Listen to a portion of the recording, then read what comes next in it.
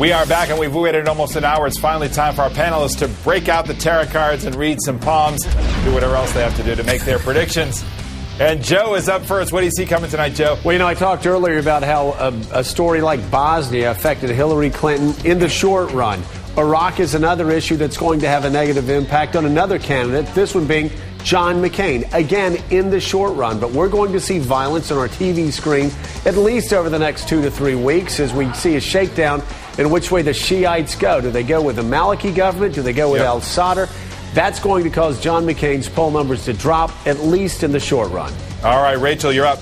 Similar lines. I think that John McCain is going to get increasingly belligerent on Iran as a way of dealing with the political fallout from Iraq. We've heard President Bush today describe Iran and al-Qaeda as twins. We heard John McCain this week in his foreign policy speech, again, blur the lines between Iran and al-Qaeda. I think he's going to go on the aggressive against Iran as a way of diverting from what's not been success in Iraq.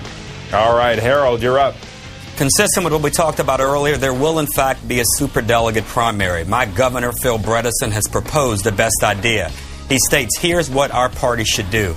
Schedule a superdelegate primary. In early June, after the final primaries, the Democratic National Committee should call together all of our superdelegates in a public caucus.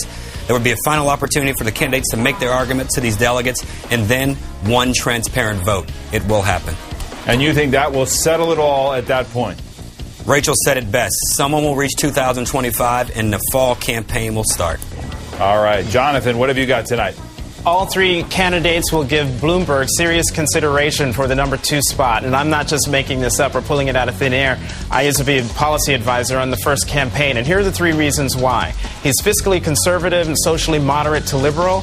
He's a very successful 2-term and term-limited mayor of New York City and has a strong record to run on. And 3, the most important reason, he's got $1 billion that he was willing to spend on a presidential race that he could use to self-finance the tickets.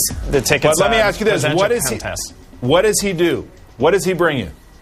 What does he bring in? $1 billion. Aside from the $1 billion. But remember, what he brings is 8 years, by then, 8 years as successful mayor of New York City. Remember, when he took over the government in New York, it was in the aftermath of 9/11. He inherited or had to take care of a $6 billion budget deficit and did it in a way that didn't decimate services in New York. And now, it's a boomtown. And he's also, David, the Clintons have been talking about Obama being weak among Jews. He's a Jewish mayor from New York City. May not hurt. On a lighter note, Tennessee beats Louisville tonight. On a lighter note. That's all right. We got to watch that.